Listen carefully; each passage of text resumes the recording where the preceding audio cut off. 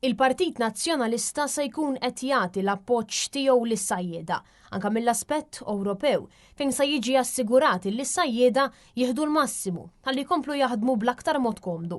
Kien dan il-messaġġ li wassal il-kap tal-Partit Nazzjonalista Alex Borch wara li l-ġimgħa filgħodu kellu l-opportunità li jiltaqa' mal-Koperattiva Nazzjonali tas-Sajd u anke l-għaqda sajjieda attivi fejn qasmu miegħu id-diffikultajiet tagħhom f'dan is-settur u l-għajnuna illi huma jeħtieġu. Tkellimna dwar id-diversi sfidi illi qed jaffaċċjaw is-sajjieda tagħna u din ukoll kienet allaċċata ma' laqgħa li kelli wkoll ġewwa Brussell ftit ġranet ilu fejn iltqajna wkoll mal-Kummissarju tas-Sajd Ewropew fejn ukoll urina t-tip ta' fondi illi qed jieħdu sajjieda Ewropej, l-isfidi li qed jaffaċċjaw is-sajjieda Ewropej inkluż il-Maltin. U b'dan il-lat ukoll stajt ukoll nifhem eżattament in-nuqqasijiet li hawn f'Malta u forsi l-fondi li s-sajjieda mhux qed jittepjaw fihom u għalhekk nistgħu nippromovuhom biex is-sajjieda tagħna jkunu jistgħu jaħduhom u jkomplu jinvestu u jkomplu jkollhom l-għajnuna neċessarja biex ikomplu għaddejjin bil-mistier tagħhom. Ovvjament hawn sfidi wkoll meta niġu għal kompetizzjoni bejn is-sajjieda minn Nord Afrika għal mas-sajjieda Maltin fejn ġieli ovvjament jaħdulhom ix-xogħol. Allura rridu naraw li jkun hemm iktar sigurtà fl-ibħra Maltin.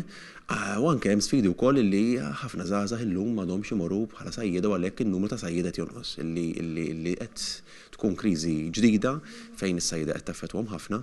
Però aħna min-naħa tagħna wednihom l-appoġġ kollu tagħna, wednihom li anke minn aspett Ewropew ser naraw illi s-sajjieda tagħna jieħdu l-massimu tal-fondi Ewropej biex ikomplu jinvestu u jkomplu jkollhom l-għajnuna neċessarja biex ikomplu jaħdmu bl-aktar mod komdu possibbli.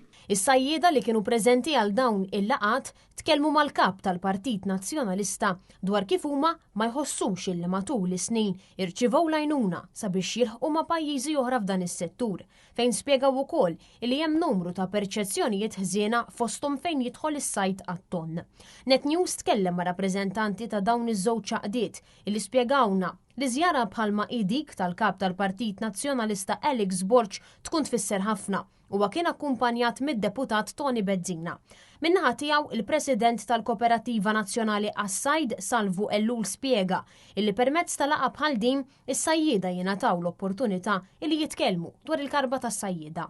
Aħna laqgħa bħal din inħossuna komdi li nisprimu ruħna kif nixtiequ u x'inhu il-futur tal-industrija għal-sajjieda li bija nkunu tajna biżżejjed x'inhi l-karba tas-sajjieda xi jixtiequ u kif jixtiequ jaġixxu fil-futur. Il-President tal-Aqda Sajjieda Attivi Jonathan Ellul spjega lil din il-Kamra tal-Aħbarijiet illi s-sajjieda kull ma jridu aktar għajnuna sabiex lejxin tagħhom ikunu wieħed ta' suċċess. Li nistgħu nsemmew il-ħsibijiet tagħna u nkunu nafu x'idejat għandu x'idejat għandu għalina sajjieda. Aħna nieħdu biex nitkellmu ma' kulħadd għal-ġid ta' sajjieda kollha tal-Maltin u Għawċin. Intant il-kap tal-Partit Nazzjonalista Alex Borch spjega illi dawn il-laqat saru propju ftit jiem wara illi ltaqa' mal-Kummissarju Ewropew responsabbli mis-sajd fi Brussell.